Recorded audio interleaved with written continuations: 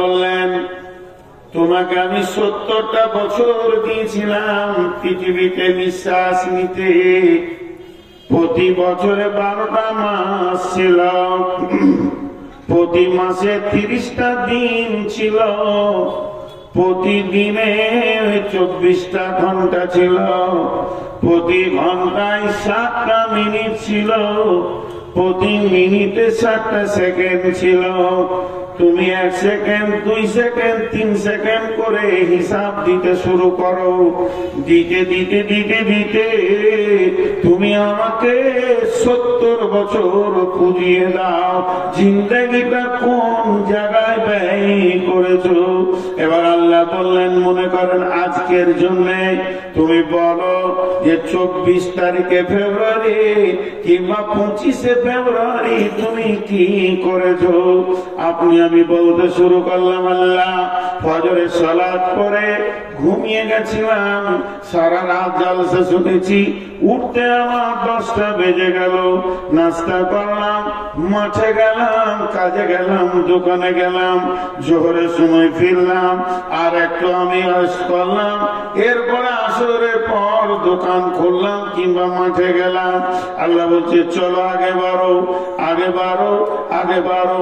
বলতে বলতে সারা দিনটা মসজিদ আর ঘর করে কাটালাম।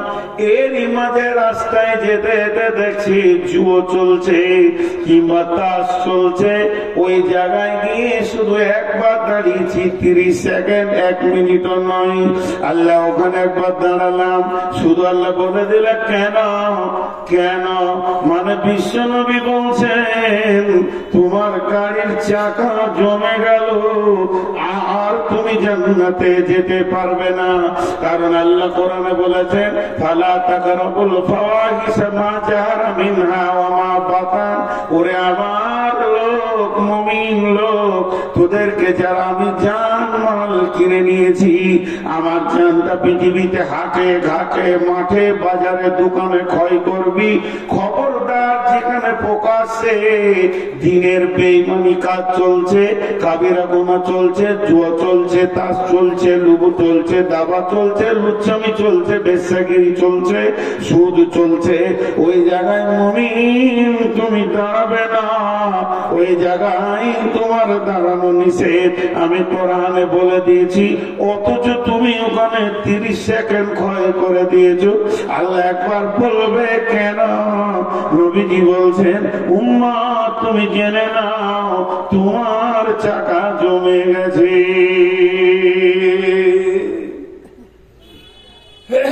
জানের হিসাব, মালের হিসাব এরকম লাগবে। আল্লাহ মাদ্রাসায় দিয়ে দিয়েছি 10,000, ঠিক আছে। মসজিদে 20,000, ঠিক আছে। এতিম মিসকিনকে দিয়েছি 50,000, ঠিক আছে, কোনো অসুবিধা নেই। আমি বলেছি মালগুলো ওখানেই দাও। হুট করে বলে দিলে পূজার চাঁদা চাইছিল, মাত্র 2 টাকা দিয়েছি, কেন? বাস জমে গেল, চাকা জমে গেল, আর আগে বাড়বে না। অতএব ইন্না ইলাইনা ইয়াবাহুম সুম্মা ইন্না আলাইনা হিসাবাহুম। আল্লাহ তাবারক ওয়া তাআলা বলছেন, আমি মুমিনের জান, মুমিনের মাল জান্নাতের বিনিময়ে কিনে নিয়েছি।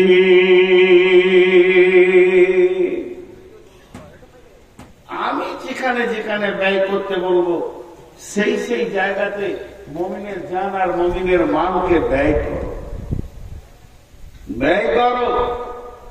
কিন্তু আমরা উল্টো জায়গায় ব্যয় করি। يقاتلون في سبيل الله فيقتلون ويقتلون وعدا عليه حقا في التوراة والإنجيل والقرآن। আল্লাহ কত বড় কথা বললেন। রব্বুল আলামিন বলছেন যে আমি তোমার জান মাল কিনে নিয়েছি। ইকাতিলুনা ফি সাবিলিল্লাহি তুমি আল্লাহর রাস্তায় কতল করো, ফায়াকতুলুনা ওয়া ইউকতালুনা, প্রয়োজন হলে তুমি নিজের মাথা দাও, না হলে কারো মাথা দাও। মেন হচ্ছে আমার দ্বীনকে বাঁচাতে হবে। আমি আমার দ্বীনের জন্য তোমাদেরকে পাঠিয়েছি। হে মুমিনের দল, যে দিক থেকে আমার দ্বীন বাঁচবে ওটাই করতে হবে। প্রয়োজনে তোমার জান যাবে, প্রয়োজনে তুমি জান নেবে, থাকতে হবে আমার দ্বীন। আল্লাহ তাবারাক ওয়া তাআলা বলছেন, বিবাইয়ুকুমুল্লাযী বায়াতুম বি, কে এমন আছো আমার সঙ্গে ব্যবসা করবে, আমি তার সঙ্গে বিজনেস করতে রাজি আছি, আমি তাকে আপনার শেয়ার পার্টনার নেব, সে আমার সঙ্গে বিনিময় বিজনেসে বসবে। আমি এটা ওয়াদা করেছি, তাওরাতে করেছি, ইনজিলে করেছি, কোরআনেও করেছি। হে মুমিন, তোমার জান মাল আমার, আর আমি দিয়ে দিব তোমাকে জান্নাত। অতএব মুমিন, তুমি নিজের মালের ব্যাপারে নিজেকে স্বাধীন মনে করিও না, আর নিজের জানের ব্যাপারেও নিজেকে স্বাধীন মনে করিও না।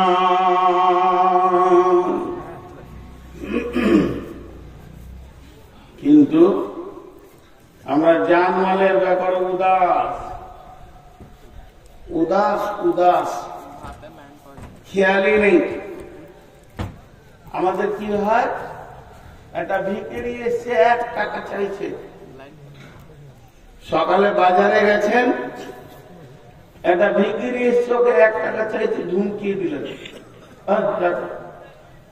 আমাকে খুচরা খাজরা না এসে বসলেন। আর বন্ধু ওকে নিয়ে হোটেলে ঢুকে, মিষ্টির দোকানে ঢুকে মিষ্টি, সিঙ্গারা, ল্যাংচা চমচম করে 200 টাকা খরচা করে দিল। কোনটা আল্লাহর কাছে জমা হবে আর কোনটা খরচার খাতায় জমা হবে, খরচা লাগবে, আল্লাহর কাছে হিসাব দিতে হবে, এটা আমাদের জ্ঞানের খাতায় তোলাইছে না। জি, এটা জ্ঞানের খাতায় তোলাইছে না। বিশ্বনবী বললেন, মোতার প্রান্তে আমাদের মুসলিমদেরকে, কোরআনকে পৃথিবী থেকে উৎখাত করার জন্য আপনার কিনা বেঈমানেরা এসে হাজির হয়ে গেছে। এবার চলো মুসলিম সৈন্য রেডি হও, অভিযান চলছে তবুকে, নাই কোনো অস্ত্র, নাই কোনো শস্ত্র, তোরা নিজে নিজের মাল জমা করো। যখনই নবীজির ঘোষণা হলো, নিজে নিজের মাল এনে সাহাবীরা মসজিদে নববীতে জমা করছেন। সেই সাথে মেয়েরা তাদের মাল দিতে রয়েছেন, নাকের কানের খুলে দিচ্ছেন। একদিকে সাহাবীরা নিজের ঘরে টুকরি করে খুরমা, খেজুর, যা কিছু রয়েছে রাসূলের কাছে হাজির করছেন। এই অবস্থা যখন চলছে, আব্দুল্লাহ জুলবাদাইন একটা সাহাবীর নাম। এই সাহাবীরা কেমন সাহাবী, এর আব্বা মারা গেছে, মা বিধবা, চাচার কাছে মানুষ হয়েছে, আর চাচার মালের ঢেরি লেগে আছে। চাচা শুধু ঈমান আনার কারণে, চাচা বেঈমান, ভাইটিরা ঈমান এনেছে, তাই বাড়ি থেকে তাকে নঙ্গা করে বের করে দেওয়া হয়েছে। তাকে এমনকি একটা লুঙ্গিও দেওয়া হয়নি। ওই ছেলেটা যখন বের হয়ে যায়, মা একটা কম্বল ছুঁড়ে দিয়েছিল, অর্ধেক কম্বল কোমরে পড়েছে, অর্ধেক গায়ে নিয়ে রাসূলের দরবারে হাজির হয়েছেন। মসজিদে নববীতে আসহাবে সুফফা, যে সাহাবীদের কোনো ঘর বাড়ি ছিল না, সংসার ছিল না, জমি জায়গা মাল ধন কিছুই নাই, মসজিদে 1 দিন নয়, 2 দিন নয়, 7 দিন, 10 দিন, 20 দিন উপোস করে থাকতো। সাদাকার খেজুর আসতো, হাদিয়া আসতো, তাই খেয়ে তারা জীবন যাপন করতো। আব্দুল্লাহ সম্ভ্রান্ত ঘরের ছেলে, মাল্লার ঘরের ছেলে, শুধু কালেমার কারণে আব্দুল্লাহকে দিয়ে আসহাবে সুফফাদের মধ্যে রয়েছে। আর যখন মসজিদ নববীতে মালের ইবাদত শুরু হয়ে গেছে, দানের ইবাদত শুরু হয়ে গেছে। ইয়া রাসূলুল্লাহ আমারটা নেন, ইয়া রাসূলুল্লাহ আমারটা নেন। আব্দুল্লাহ একবার করে উঠছে আর একবার করে বসছে, মনে মনে ভাবছে গায়েরটা দিলে গা খালি, নামটা দিলে পাছা খালি, আমি কোনটা দিব রে? আজকে কি এই প্রতিযোগিতায় এই লিস্টে কি আমার নামটা আসবে না? একটা খেজুরও নাই, জয়মালের উপরে খেজুরটা রেখে দি। এত আফসোস, মনের ভিতরে জোয়ার ভাটা চলছে। এমন সময় আব্দুল্লাহ থাকতে না পেরে রসুলের কাছে এসে হাজির হয়ে গেলেন। ইয়া রাসূলুল্লাহ, ইয়া হাবিবাল্লাহ, আজকের মালের প্রতিযোগিতাতে আমি আব্দুল্লাহকে শরীক হতে মন যেছে, কিন্তু আমার কাছে কোনো মাল নাই যেটাকে দিয়ে আমি শরীক হব। অনেক ভেবে চিন্তে একটা জিনিস খুঁজে পেয়েছি। দয়ার নবী গো, যদি আপনি কবুল করলেন তো কাজে লেগে যায়। বলে কি? বলে আমি আমার জানটাকে আল্লাহকে দিয়ে দিতে চাই। বিশ্ব নবী বললেন আব্দুল্লাহ কবুল, তুমি রেডি হয়ে যাও। এবার তবুকের ময়দানে যখন সৈন্যরা যেতে শুরু করলেন, আব্দুল্লাহকে রসুলের কাছে দোয়া নিচ্ছেন, ইয়া রাসূলুল্লাহ আমি অভিযানে বের হয়ে গেলাম। বিশ্ব নবী আব্দুল্লাহর ঘাড়ে হাত রেখে বললেন আল্লাহ, আমি আব্দুল্লাহর রক্তকে বেঈমানদের জন্য হারাম করে দিলাম।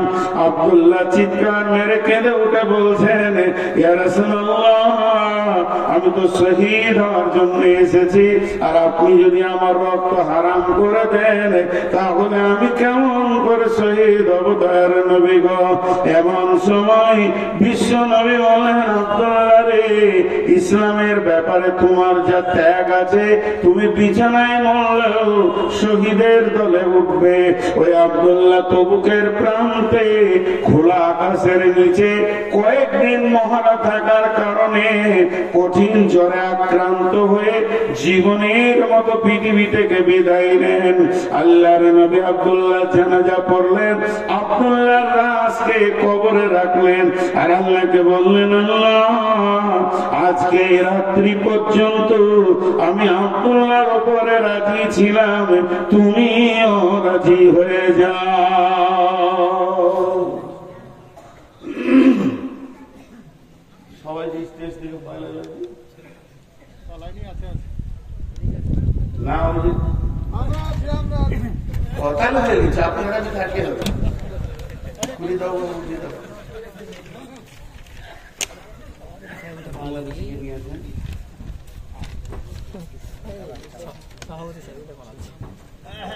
আমার 12টা পর্যন্ত না, 12টা পর্যন্ত, তারপরে কিছু খাদের কালেকশন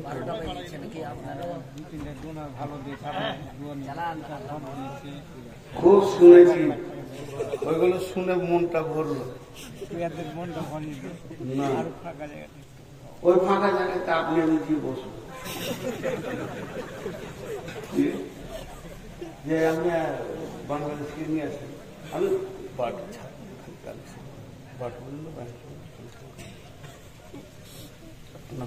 আনেন, ওরা সহ পাওয়াটা পরে বাংলাদেশে 1.5 ঘন্টা লাগে, আর আমরা ঘুম থেকে উঠি তৈরি।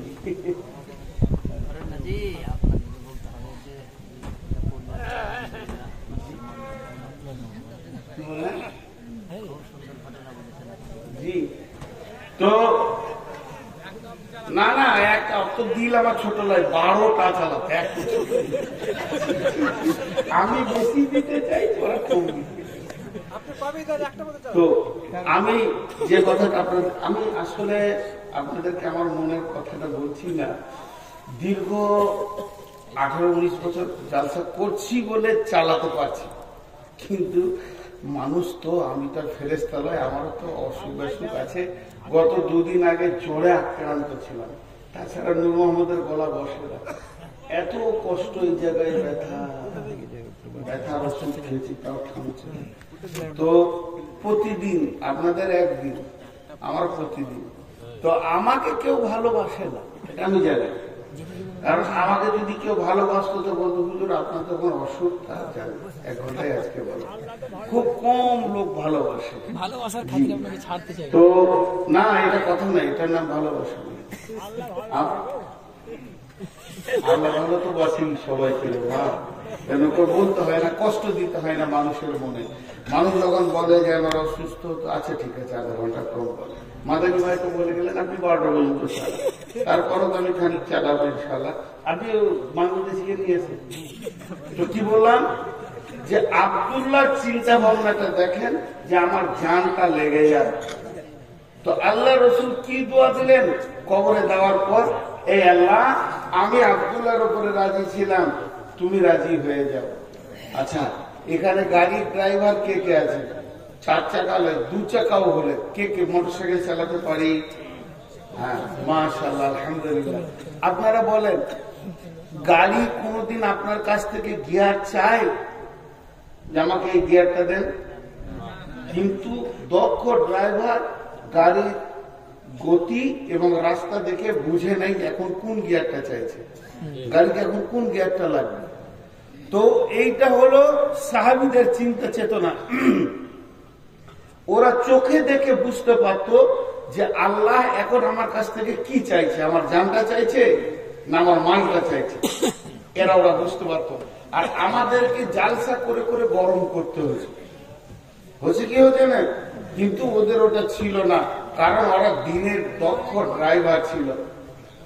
তবে এখনকার ছেলেকে মাশাআল্লাহ বিয়ে দেওয়ার পর শ্বশুর বাড়ি কবে যেতে হবে না, কেবল ও বললে ছেড়ে দাও, ওই দিলে ছেড়ে খেয়েছি আমি, একে ঝাল লেগেছে, এই পানি হয়েছে। ওই যে কি একটা গান আছে গো, ভুলে, যাই হোক পরে হচ্ছে। তো সাহাবীরা বুঝতে পারতেন। একটা ঘটনাটা আপনারা বুঝে নেবেন। ওহুদের যুদ্ধে রাসূলুল্লাহ সাল্লাল্লাহু আলাইহি ওয়াসাল্লাম লোহার বর্মা পরেছিলেন, শরীরটা ভারী ছিল। জি, এমন সময় আল্লাহ নবী মহড়া দিচ্ছেন, মাঝে 2টা কথা বলেন, বক্তব্য বন্ধ করে। আপনারা দোয়া করবেন, রমজানে ইনশাআল্লাহ সাহারি মক্কায় গিয়ে খাবো। টিকিট হয়ে গেছে আমাদের, আমরা 9 তারিখ সকালে উঠে যাচ্ছি, 10 তারিখ আমাদের সাহারি হবে, 11 তারিখে রোজা হবে সৌদিতে।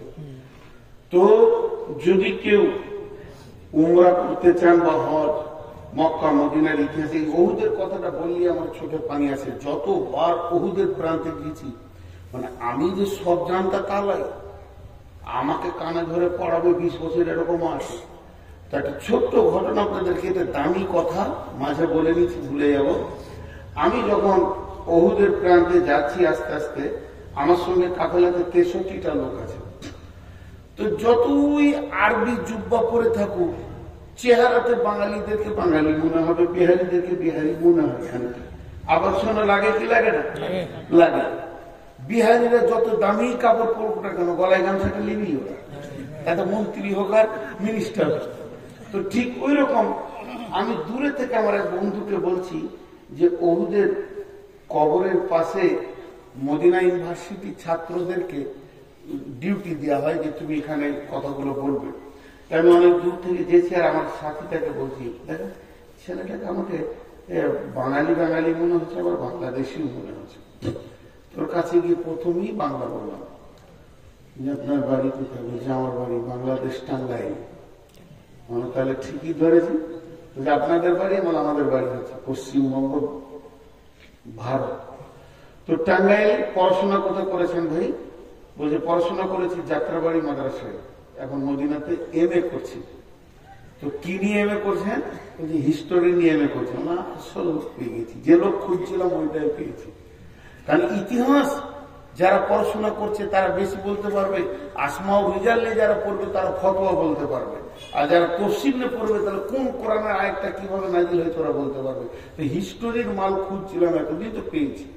তো আমি তখন বললাম, আমার মামার নাম করে, নিজের মামা, ওনাকে চেনেন? বলে হ্যাঁ, উনি আমার শিক্ষক বাংলাদেশে। অনেক পরিচয় হলো। তারপর আমি বললাম যে এই 60টা কাফেলায় আমার লোক আছে, এরা বাঙালি, এদেরকে ওহুদের যুদ্ধটা একটু বলে দেন। এমন করে বলছে আমির হামজার লাশটা কোথা ছিল, হানজালার লাশটা কোথা ছিল, কোন দিক থেকে ওয়াইসি আমির হামজার কলিজাটা বের করেছিল, হিন্দা কোন দিক থেকে এসেছিল এবং কাফেররা কোন দিক থেকে এসেছিল, কোন জায়গায় গিরিপথে ছিল। সেই দিন আমার আবার ক্লাস হলো ওর কাছে। যেমন আজকে বললাম মাদানের কাছে আমার ক্লাস হলো, ওই আয়াত দুটো আমি অনেক তফসির করেছি, আজকে নতুন তফসির পেলাম। তো ওই রকম ধরনের গোটা জায়গাটা কয়েকবার জোয়াতে আমার চোখে জল জল করে ভাসছে। যখন আমি বলি দেখেছি অনেক হাজি অঝর নয়নে কাঁদে। আমির হামজার লাশ তো 50 বছর আগে বেরিয়ে গিয়েছিল, টকটক করে রক্ত পড়ছিল, তাকে স্থানান্তরিত করা হয়েছে। এখন সবগুলোকে এক জায়গায় করে দিয়ে দুটো কবরে, ঘন কবর বলা হয়, একটাতে 14টা আছে, একটাতে 56টা আছে, 70টা শহীদকে এক জায়গায় রেখে ঘেরে দিয়েছে। আপনার ওখানে বেদার শীত করছে, যে যা করছে, পুলিশের অনুসর আছে, সেটা আমি বলছি না। মধ্যখানে আমি শুধু এতটুকু এলান করলাম, যদি সেইভাবে হজ উমরা করবে তো যোগাযোগ করিয়ে। জীবনে 10,000 20,000 টাকা বেশি লাগুক, কিন্তু জাহেলের সঙ্গে যেন না। আপনার গ্রামের জুমার দিন একটা গরিব মৌলানা এসেছে আর একটা বিরাট বড় কোম্পানি এসেছে, কাকে আপনি মিম্বারে তুলবেন আর কার পেছনে নামাজ পড়বেন? তো এখান থেকে বুঝে নিতে হবে হজ আর উমরা হলো ইবাদত। ইবাদত করতে গেলে আলেমের পেছনে করতে হবে, জাহেলের পেছনে যেন না। সমস্ত কিছু আপনার শেষ হয়ে যাবে, পয়সা টয়সা কিন্তু আসলে ঠিক হবে না। এটা একটা এলান করলাম। দ্বিতীয়, কোনো ভালো মেধা ছেলে যদি আমার মাদ্রাসায় পড়তে চান, আমি একটা মাদ্রাসার দায়িত্বে আছি, দায়িত্ব নিচ্ছি, এবং সেই মাদ্রাসায় যদি পড়তে চান, জামাতের কোনো ছেলে হলে দক্ষ শিক্ষক দিয়ে তাদেরকে পড়াশোনা করা হবে এবং তাদেরকে সুন্দরভাবে দিনী শিক্ষার একটা ব্যবস্থা করা আছে। যোগাযোগ করবো আমার নাম্বারে, দুটো বলে দিলাম। এখন সেই ওহুদের কথাটাই বলছি। আবার ওহুদের প্রান্তে বিশ্বনবী মহড়া দিচ্ছেন, জিহাদে লড়াই করার থেকে সব থেকে দৃষ্টিকে বাদ পাখির মতো করে রাখাটাই হলো বড় কঠিন। কোন দিক থেকে কে আসছে, শত্রু দল কোন দিক থেকে আসছে, চারিদিক থেকে যেন মহড়া দিয়ে চলছেন। এমন সময় নবীজি চাইছেন একটা পাথরে উঠবো, যেই বারবার ওঠার জন্য চেষ্টা করছেন, কিন্তু স্বাভাবিকতায় পাথরটা উঁচু হয়ে গেছে, বিশ্বনবী উঠতে পারছেন না। এমন সময় হযরতে তালহা, আমি বললাম প্রথমেই বলেছি সাহাবীরা জানতেন এখন কোন গিয়ারটা লাগবে, ফার্স্ট গিয়ার না সেকেন্ড গিয়ার। ইসলামকে তারা চালিয়েছে, ইসলাম নামে গাড়ির তারা ড্রাইভার ছিল, আর আমাদেরকে বলতে হবে তুমি অমুক গিয়ারটা দাও। বন্ধুরা আমার, হযরতে তালহা দেখে নিলেন নবীজি পাথরটাই উঠবেন কিন্তু পারছেন না, শরীরটা লোহার বর্মা জামা পরে নিয়ে ভারী হয়ে গেছে। তাই হযরতে তালহা পাথরটা নিচে গিয়ে শুয়ে গিয়ে বলছেন, ইয়া রাসূলুল্লাহ, আপনি আমার বুকে পা রেখে পাথরে উঠে যান। কি প্রয়োজন এটা বুঝে নিয়েছে। পাথরের নিচে শুয়ে গিয়ে বলছে আমার বুকে পা রাখেন। বিশ্বনবী তালহার বুকে পা রাখলেন আর কি বলেন, তালহা তুমি জান্নাতকে অজিব করে দিলে। জান্নাতের সংবাদ পেল, জান্নাতের সংবাদ পেল।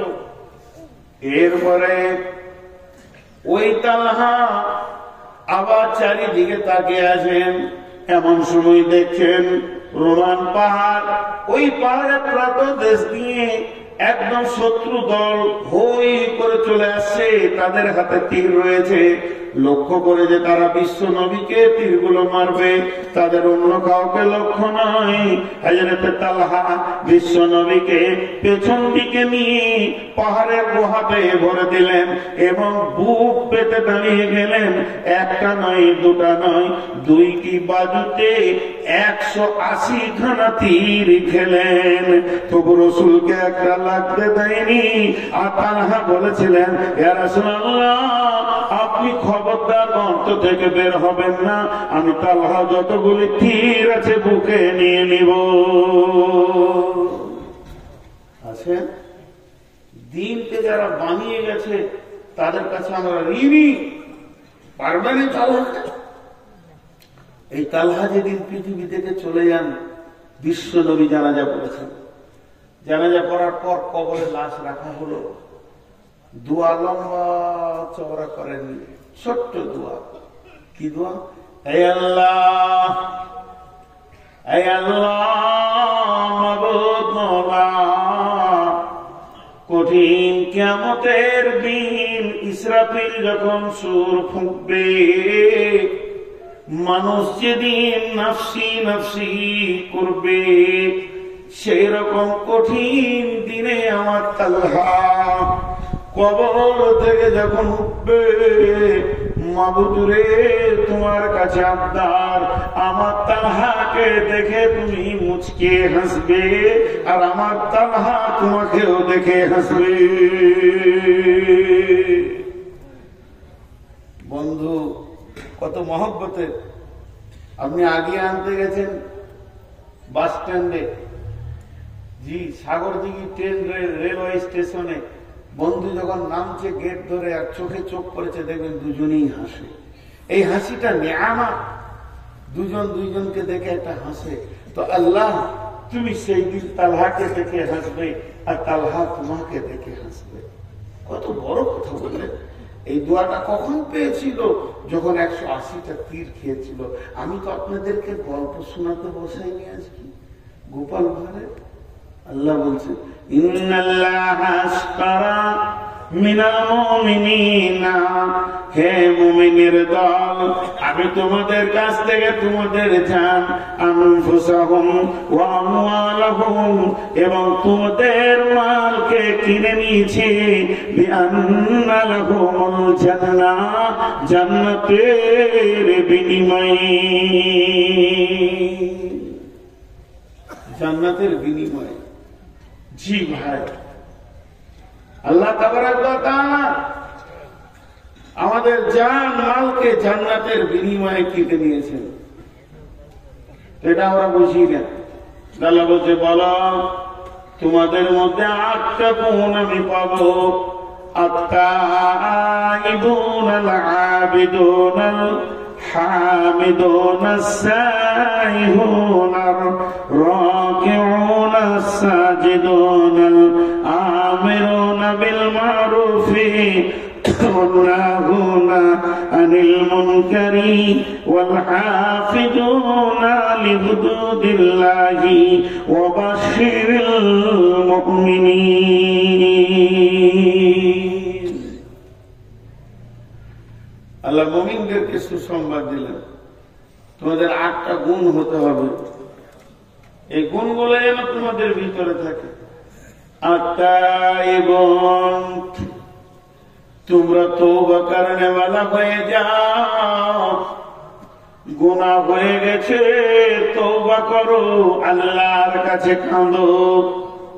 তওবা এমন একটা জিনিস, আল্লাহ বলছেন, ইয়া আইয়ুহাল্লাযীনা আমানু, হে ঈমানদারেরা, তুবু ইলাল্লাহি তাওবাতান নাসুহা, আসা রাব্বুকুম আইয়ুকাফিরা আনকুম সাইয়্যাতিকুম ওয়া ইউদখিলাকুম জান্নাতিন তাজরি মিন তাহতিহাল আনহার। হে ঈমানদারেরা, তোমরা তওবা করো, প্রতিজ্ঞাবদ্ধ তওবা, নাসুহা, ওই তওবাটার ভিতরে এমন ইখলাস থাকবে, এমন প্রতিজ্ঞা থাকবে, যখন তুমি তওবা করবে তখন অন্তত নিয়ত করবে যে জীবনেও এ গুনাহ দ্বিতীয়বার করব না।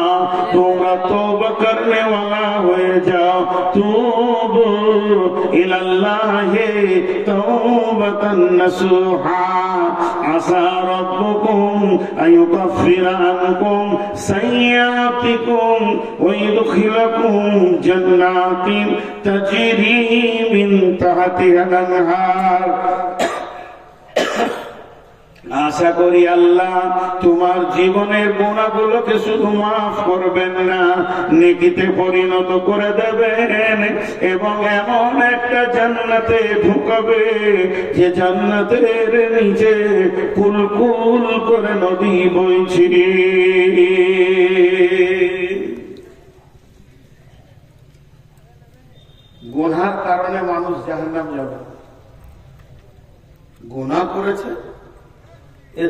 মানুষ জাহান্নামে যাবে না। কিয়ামতের মাঠে ধরেন আমাকে জাহান্নামের ফেরেশতা টানছে, যদি গায়ে বল থাকে একটু মার থাপড় ওখানে, জাহান্নাম কেন নিয়ে যাবে তুই? তোর বাপের জান্নাত? জান্নাত তো আমার, তো আমার আল্লাহর জান্নাত। আল্লাহ বলে কি? বলে তোমার ফেরেশতাকে ধরেছে। বলে কেন? বলে জাহান্নাম যেতে হবে। আল্লাহ বলল যা জাহান্নামে। যদি বান্দা জিজ্ঞেস করে কেন যাবো, তাহলে বলবে গুনাহ করেছিস ওই জন্যে। আমি এটা বুঝানোর জন্য বলছি, ভাবিয়ে না যে কোরআনের আয়াত বলছি। আল্লাহ বলছে জাহান্নাম যা, তোকে ফেরেশতাতে টানছে। তো আমি বলছি কেন? আল্লাহ বলছে গুনাহ করেছিস তার জন্য। এবার যদি আমি আল্লাহকে বলি, আল্লাহ আপনি বলেছেন ইন্নাল্লাহা গফুরুর রহিম, নিশ্চয়ই আল্লাহ জবরদস্ত কঠিন গুনাহকে মাফ করনে ওয়ালা।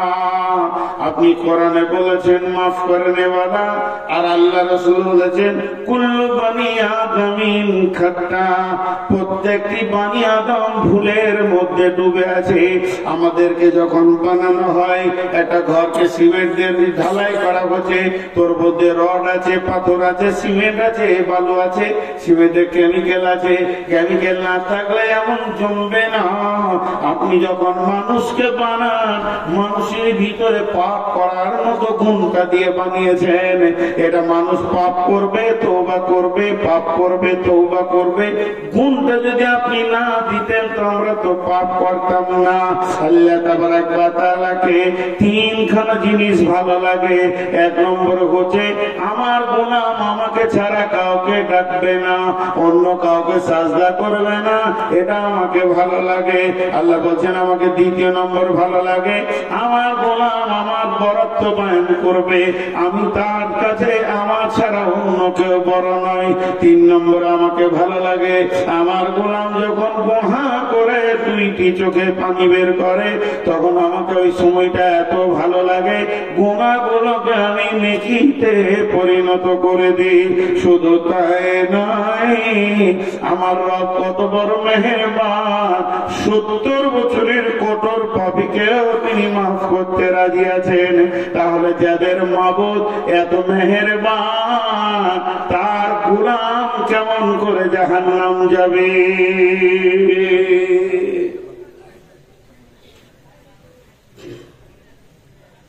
জলপাইগুড়িতে জালসা করতে গিয়েছি।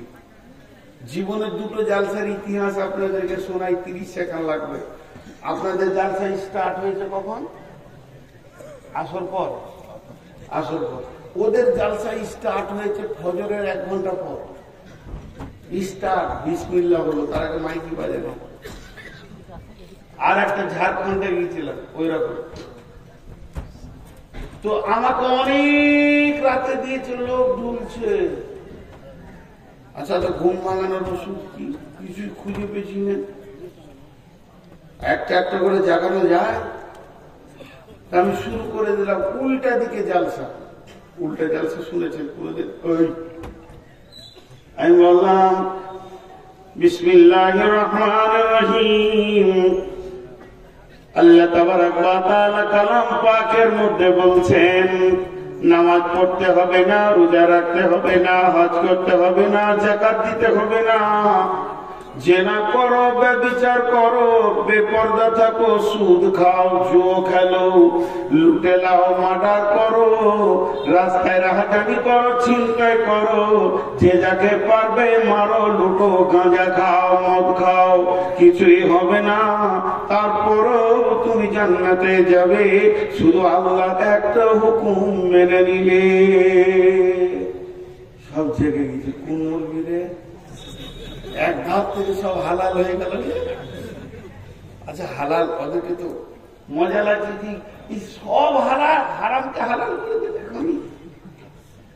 একটা খালি আল্লাহর হুকুম মেনে নিবে, জান্নাতুল ফেরদৌস পেয়ে যাবো। তো আমার সামনে এক মুরব্বী পান খেয়েছিল, ও পান চিবানো বাদে করেছে। কি জালসা হচ্ছে? তো তো শেষ কালে আমাকে বলছে, বাপজি আমি 70 বছর বয়সে এমন জলসা শুনিনি, যে এত গুণা করার পরও সে জান্নাত যাবে আল্লাহর একটা হুকুম মানলে। কোথায় আছে বাপ? তা বলো কোরআন শরীফে আছে। তো আরো সহ্য হচ্ছে না, তখন বলছে কোন সূরাতে? সূরা রহমানে কোথায় আছে? বিসমিল্লাহির রহমানির রহিম, ইয়া মা'শারাল জিন্নি ওয়াল ইনসি ইন ইসতাতা'তুম আন তানফুযু মিন আকতারিস সামাওয়াতি ওয়াল আরদি ফানফুযু লা তানফুযুনা ইল্লা বিসুলতান ফাবিআইয়ি আলাই রাব্বিকুমা তুকাজ্জিবান। আপনারা উত্তর দিন তো, যে ঠিক উত্তর দিতে পারবে 1000 টাকা লিখবে। কালো কালিতে লাল লেখা হবে? কালো কালিতে লাল লেখা হবে? হবে। কালিটা কালো, বানানটা লাল হবে না? হবে। আচ্ছা, তেমনি এটা রাত না দিন? রাত শব্দ ব্যবহার না করে এটাকে রাত বলেন তো?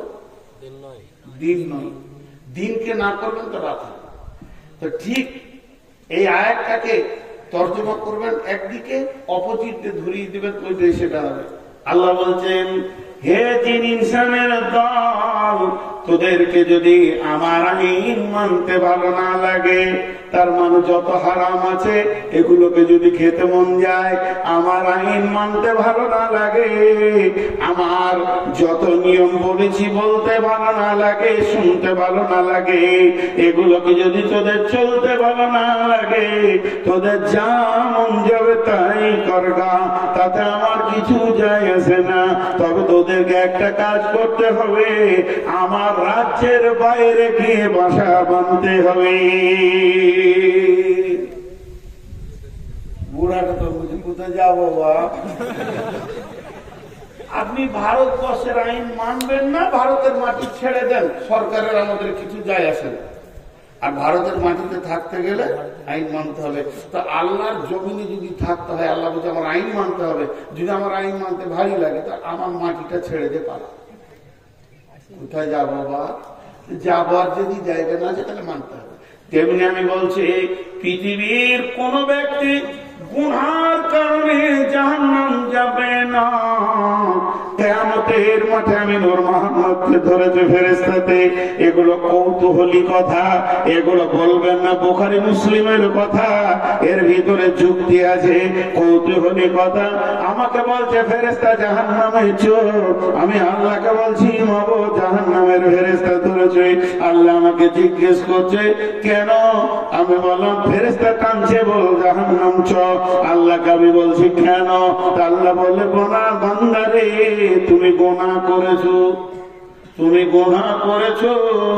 তখন আমি আল্লাহকে বলছি মাবুদ গুনাহ করা মানুষের ডিউটি, একে গুনার মতো করার পাশ তুমি বানিয়ে দিয়েছো, অতএব আমি আমার ডিউটি ঠিক করেছি, মাফ করার ডিউটিটা তো আপনার। তাহলে ডিউটিতে ফাঁকি কাজ চলছে। এর জন্য আল্লাহ তাবারাক ওয়া তাআলা কি বলছেন? তুবু ইলাল্লাহি তাওবাতান, আল্লাহ তাওবাতান নাসুহা। আর মুমিনের সিফাত বলতে গিয়ে বলেন তোমরা তওবা করনে ওয়ালা হয়ে যাও। আত-তাইবুন, সারা পৃথিবীর মানুষ গুনার কারণে জাহান্নাম যাবে না, বরং তওবা না করার কারণে জাহান্নাম যাবে। কথাটা বুঝে বললাম? কিসের কারণে জাহান্নাম যাবে? তওবা না করার কারণে। ছোট একটা উদাহরণ দিব। আপনাদের এখানে এসে ঝমঝম করে বৃষ্টি হচ্ছে, বর্ষার সিজনে মসজিদে উঠেছি, আর আপনাদের মাসের সেক্রেটারি দেখতে পেয়ে কি ব্যাপার নূর মোহাম্মদ ভাই, এখন তো কোনো জলসা নাই বর্ষার সিজনে, আর এসার পর উঠেছি বাড়ি, আমি না খেয়ে এসেছি, কোথা থেকে যে হুট করে এসে ঢুকলাম আল্লাহ। উনি তাড়াতাড়ি বাড়ি থেকে বেরিয়ে বলছে কিছু আছে? কিছু না, ভাত আছে আর খানিক আলু পরে আছে, বলে দুটো ডিম অমলেট করো, চলো। দিয়ে ছেলেকে পাঠালে, যারা বাবা মৌলানাকে দেখে নিয়ে খাবে, গেলাম না। দ্বিতীয় ছেলেকে পাঠালে, গেলাম না। তৃতীয়বার ছেলেকে পাঠালে, গেলাম না। চতুর্থবার ছেলে পাঠালে, গেলাম না। পঞ্চমবার ছেলেকে পাঠাইলে, ভাবতো বিরক্ত করিস না, খাবো না, বলতে গেলে বিরক্ত করে। শেষকালে নিজে থাকতে না পারে সেক্রেটারি এসে বলছে, ভাই চলেন, ঘরে ডাল ভাত যাই আছে দুটি খেয়ে এলেন, কোথা থেকে এসে হাতটা ছেঁকড়ে দেবো, আপনি জানতে বিরক্ত করি না। তো শুয়ে পড়লাম। সকালবেলায় ফজরের নামাজ পড়ে আমি মাইকে এলান করছি যে মথুরাপুরের লোক ভালো হয়, মেহমানের ইজ্জত করে না। আমার দাবিটা সত্য না মিথ্যা? আল্লাহ বলছে, গোলাম গুনাহ তুই করবি, মাপ আমাকে করতে হবে, এটা আমার জানা আছে, তোকে জানিয়ে দিতে হবে না। এর জন্য আমি মসজিদকে পাঠালাম, ফজরের সময় ডাক, ওদের গুনাহ আমি মাফ করব, তোকে আমি পেলাম না। জোহরে ডেকেছি পাইনি, আসরে ডেকেছি পাইনি, মাগরিবে ডেকেছি পাইনি, এশাতে ডেকেছি পাইনি। গুনাহ মাপ নিয়ে চলে যা। আমি আমার ডিউটি করেছি। 5 বার যখন মসজিদ দিয়ে পেলাম না, গভীর তাহাজ্জুদের টাইমে আমার রব আপনার আমার দরজার কাছে এসে বলছে, গোলাম ও গুনাহ করেছিস, জাহান্নামের আগুন জ্বলে গেছে, একবার তুই রব্বানা বলে চোখের পানিতে কাঁদ, আমি রব মাফ করার জন্য রেডি হয়ে আছি। তারপর আমি রব্বানা বলে কাঁদলাম না, মাফ নিলাম না। অর্থাৎ মানুষ গুনাহ করার কারণে জাহান্নাম যাবে না, বরং মাফ না চাওয়ার কারণে জাহান্নাম যাবে।